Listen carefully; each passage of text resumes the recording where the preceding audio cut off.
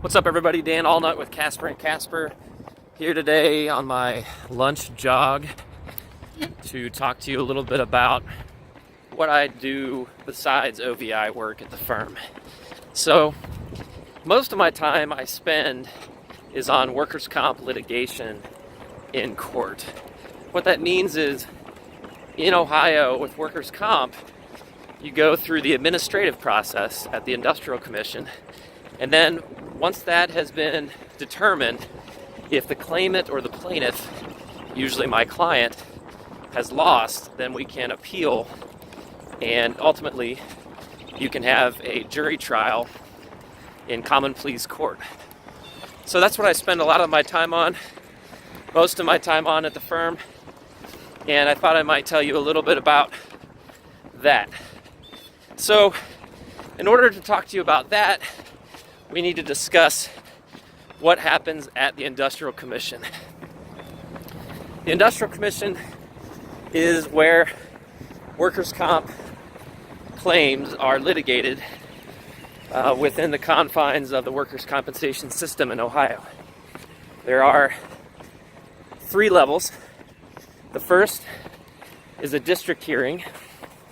The district hearing officer will review the case and make a determination as to whether it should be allowed as a claim in workers' comp. The second level is the staff hearing. The staff hearing is the second level, and either the employer or the employee can appeal the decision of the district hearing. And after the staff hearing, you can actually appeal it to that third level, which is what we call the IC level, the Industrial Commission in Columbus. Once that decision has been made, usually the Industrial Commission review ends up, they choose not to accept it, to refuse it, and then you can appeal to common pleas court. When you appeal to common pleas court,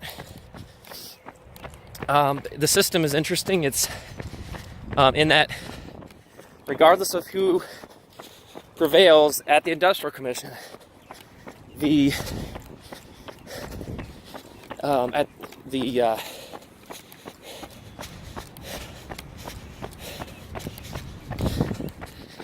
claimant or the plaintiff has to prove their case to a jury, or it can be to a judge in what's known as a bench trial.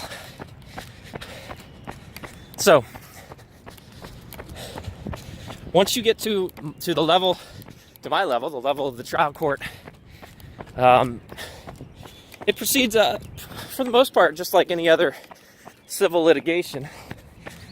Usually it takes at least a year to get through the process. If you want to settle it at that point, sometimes employers will want to do that rather than risk the expense of a trial. And that can be done sometimes in far less than a year.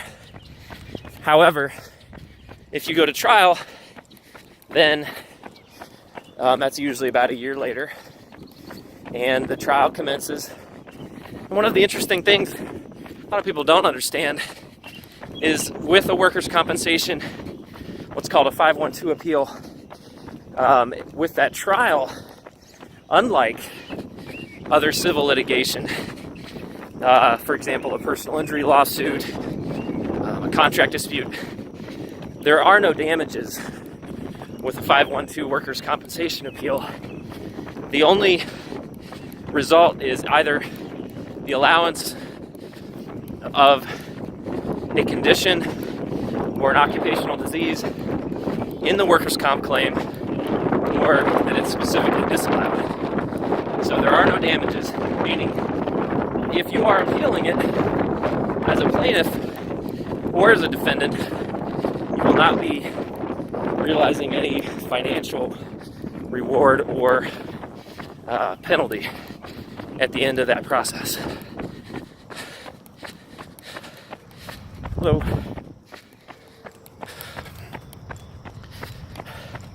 Now,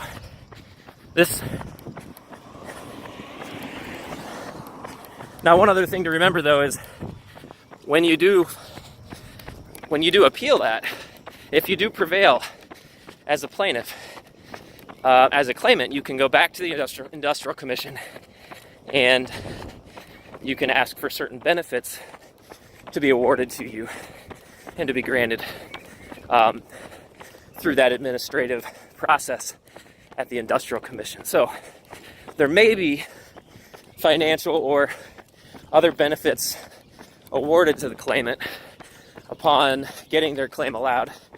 But in court itself, when the jury renders its verdict, there is no financial damages per se that are awarded.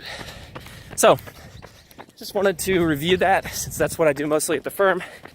And now I'm going to try not to pass out. Thank you.